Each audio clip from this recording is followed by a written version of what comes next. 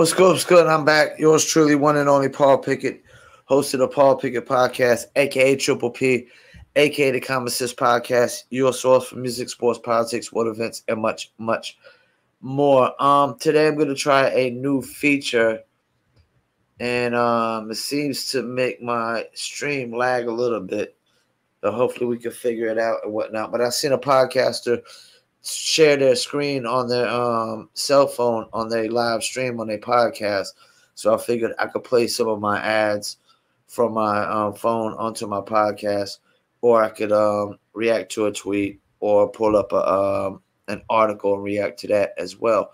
So first we're going to get into playing this Dizzle brand article, ad, excuse me, not article, but ad. We're going to play this Dizzle brand ad right here from my phone onto my podcast. So let's see how this works. All right, let's get into it. All right, let's see if this pulls up, and there we go. Bam.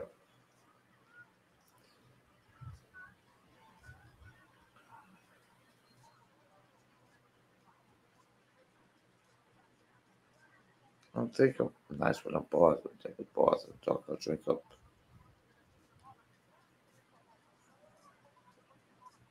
Ice in it. I be sitting. Tropical twist.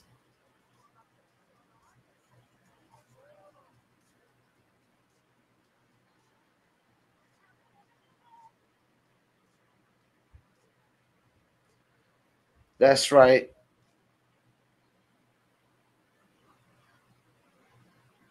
And that wasn't too bad. As you see, there goes my screen on my phone as well. So yeah, I kind of like that feature. That's not too bad. I can actually pull up articles and whatnot, pull up tweets.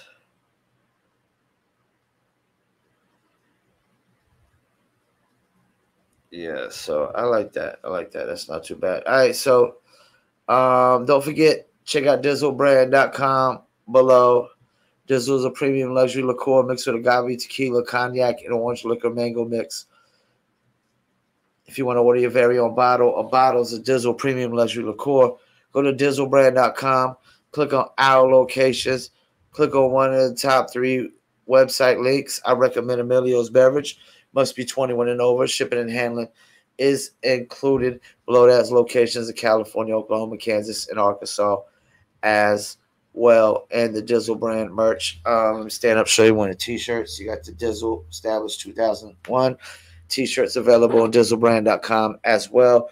And Etsy.com. Just search for Dizzle brand or go to Etsy.com/shop/Dizzle brand. And also check out the new Dizzle brand gummies available on DizzleNova.com, and I'll make sure I will put the link in the description as well. Okay, let's get into it. Draymond Green basically saying that GMs don't know how to draft players, and I don't know that I disagree with him.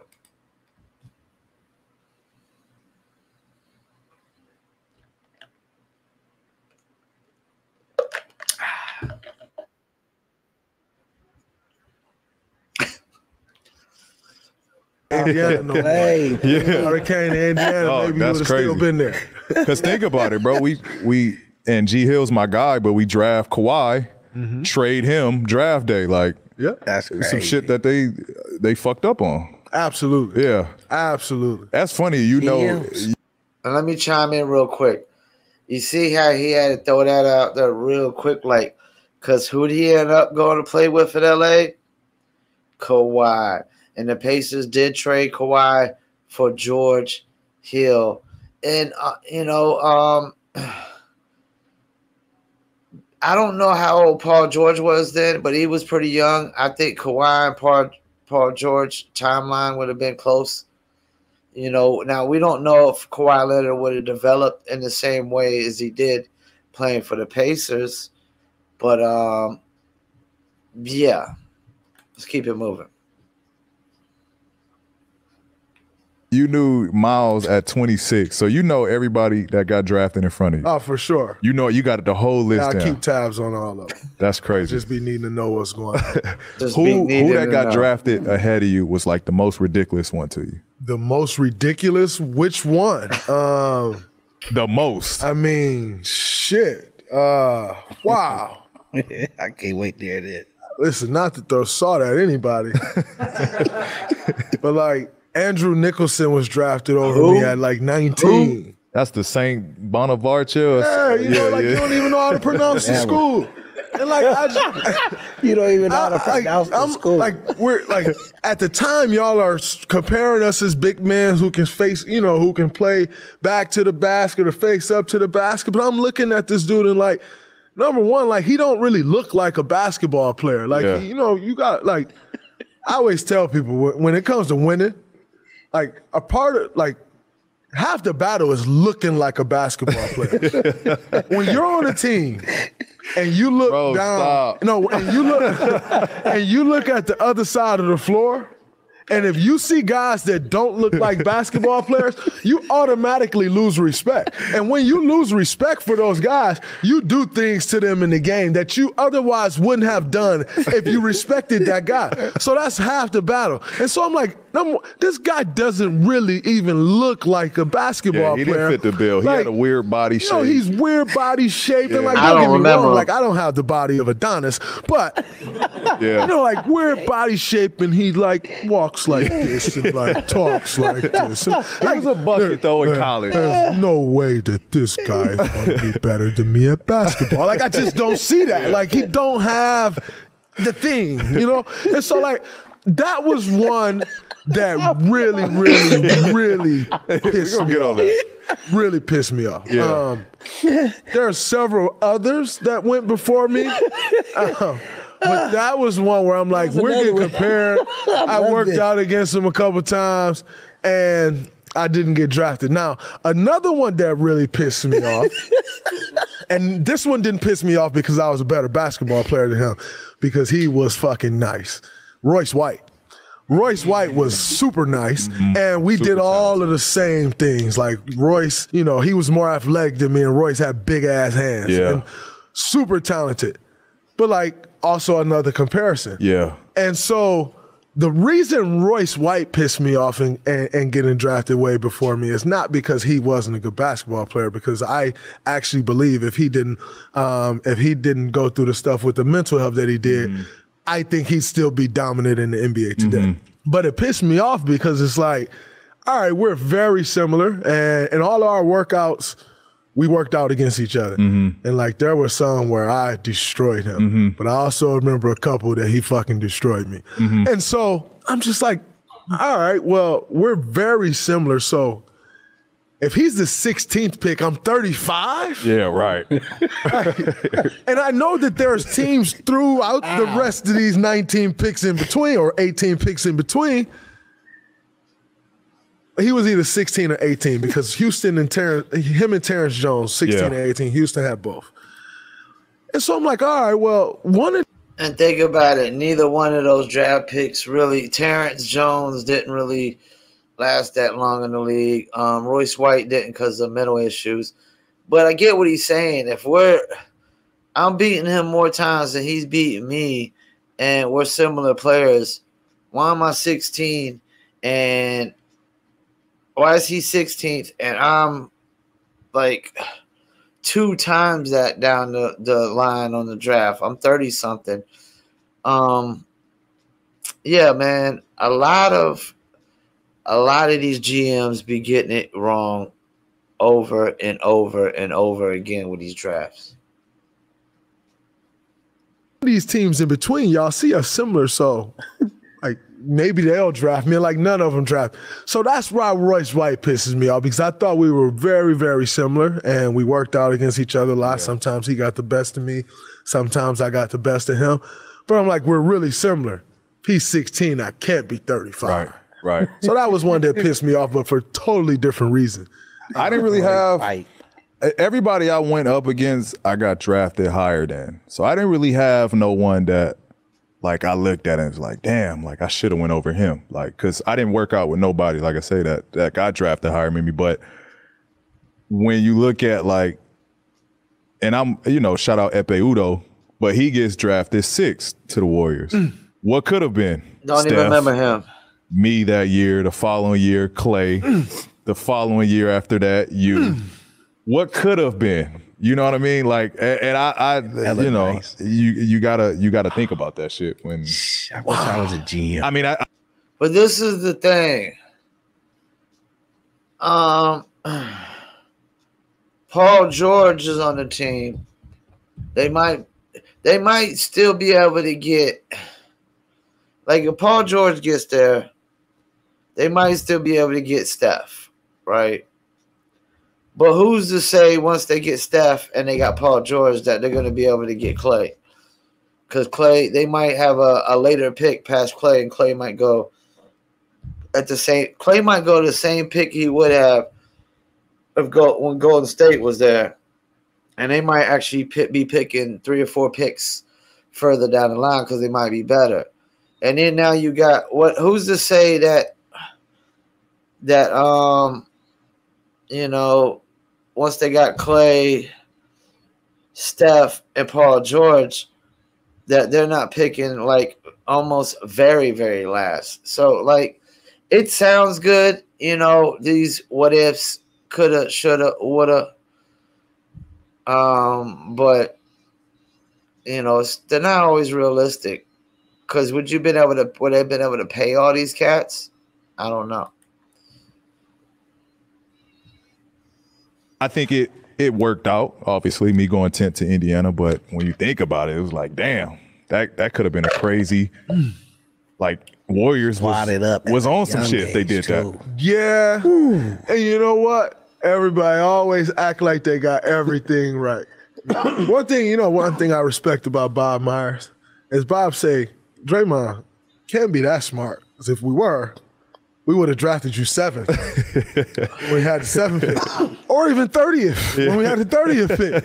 So Draymond, we can't be that smart, but we got it right eventually. Yeah. I appreciate Bob for that. But no, smart. I think who did they grab 7th? Who did y'all draft 7th? Harrison Barnes. HB. Yeah. Okay. Harrison Barnes. Which was a good pickup. A good pick, and he's had a really good career. We're in Sacramento right now, right? But they got it wrong because he's not still in Golden State, and I am. Right. And I get that. And that's the thing, though. Harrison Barnes, I remember when Harrison Barnes came out of high school, and they literally had like a live thing where he picked what team he was going to go to, and he ended up going to the Tar Heels. But for a number 1 pick out of high school, which was probably the first time we got a number 1 pick out of high school, the North Carolina Tar Heels, he didn't pan out to be really that as good as he was advertised in college. And I'm not saying he had a bad college career. He had a pretty good one, but we didn't get a championship with him there.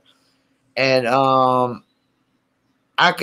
he was actually expected to be like a number 1 pick going into the NBA because he was supposed to be number 1 coming out of college. But he even fell all the way down to 7th because he didn't pan out to be as good as advertised coming out of high school into college, and not saying he's a scrub or a scrub now, because he's had a decent career. He's already won a championship. He was the 4th best guy on a championship team, maybe the 5th best.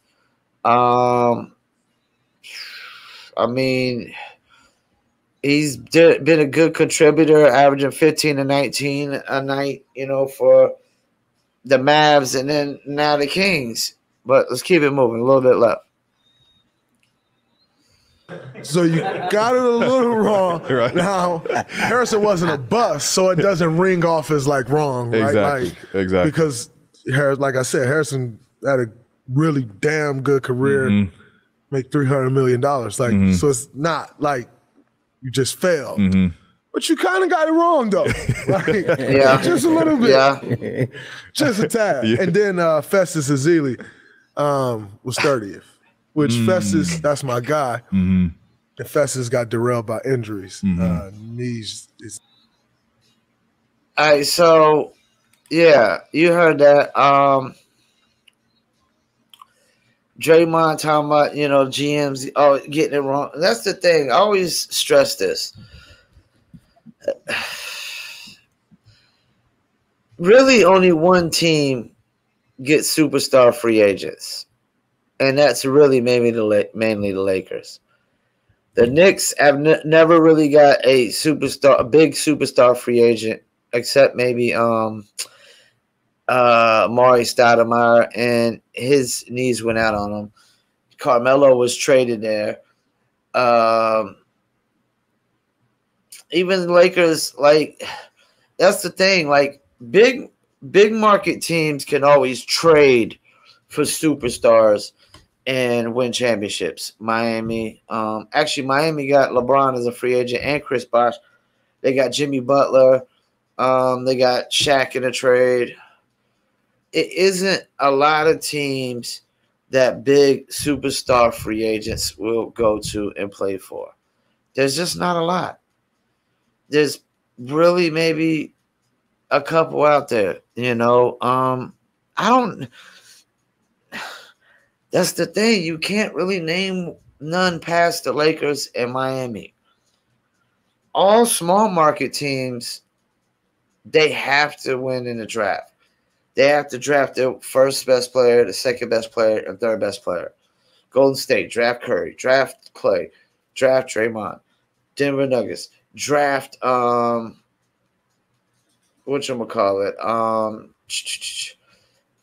They draft Murray. They draft Porter Jr. If you look at now, back in the days, it used to be different. The Lakers always win how the Lakers win. But Boston, they drafted a lot of their players to get where they were at. The Bulls, they drafted their top two players to build their dynasty, Pippen and Jordan. I think Horace Grant came over from the Bullets, if I'm not mistaken. I think he got drafted by the Washington Bullets at the time.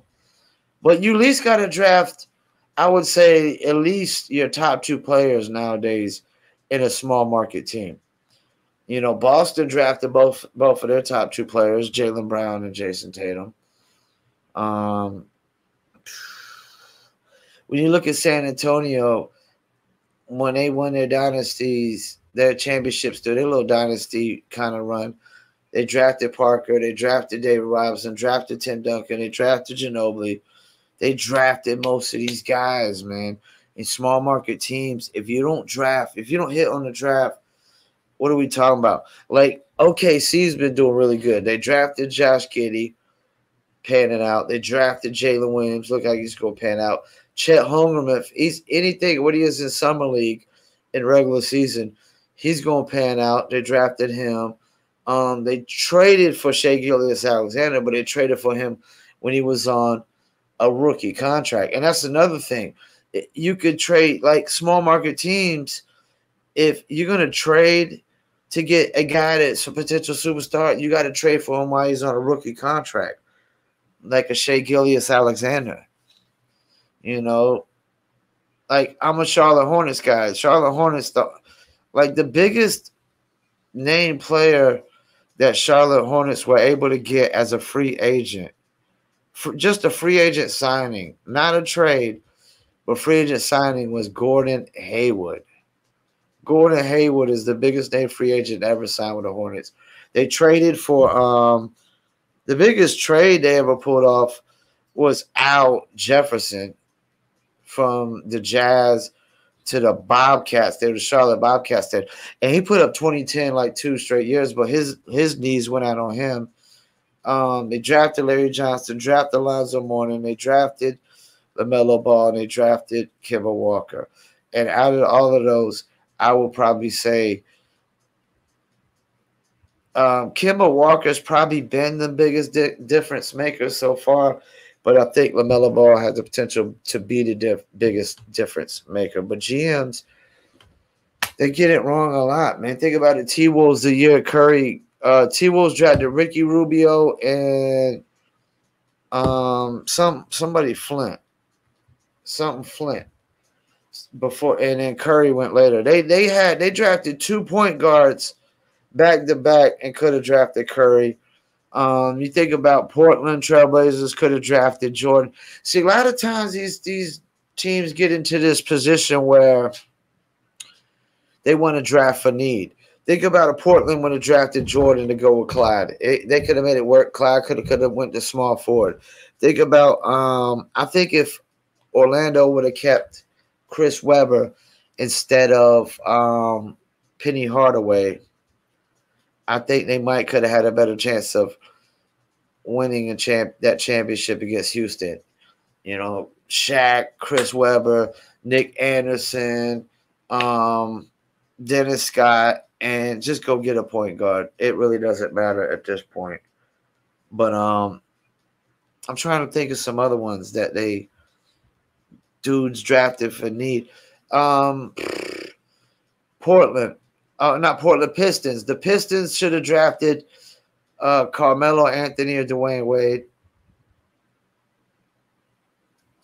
I think they had the number 2 pick that year. Yeah, they drafted Darko Milicic, and it was LeBron, Darko, and then Carmelo. That was kind of like the year it was with the Jordan draft, when it was Akeem, Sam Bowie, and Jordan. You know, but the Pistons could have drafted Carmelo or Dwayne Wade, and I think they would have won back-to-back championships. And Dwayne Wade would have really, really been the guy to draft there. You know what I'm saying? But there's a lot of times these cats get it wrong over and over again. Sometimes they drafted for need, or they drafted for potential. That's like Miami drafted this guy, Jaime Vasquez or something like that, I think his name is. And a lot of people didn't want to draft him high because he went 4 years in college. But when you look at him in summer league, he just came out and just dominated because he's got so much experience and he's got an NBA ready body that he looked like he's ready to go right now. Right now. You know what I'm saying? And I personally think they need to do like the NFL and make college basketball players play at least 3 years. They're making money with the NIL anyways in college. Or they go to the G League for 3 years, or you go to the college for 3 years. Either way, they're going to make enough money to make a living, and a decent amount of living, especially the NIL. Yeah, man, Draymond's got it right. GMs, they need to draft better, especially small market teams, or you never stand a chance of doing anything. You know, so get it right. Once again, I want to thank y'all for tuning in to the Paul Pickett Podcast, and I'm out.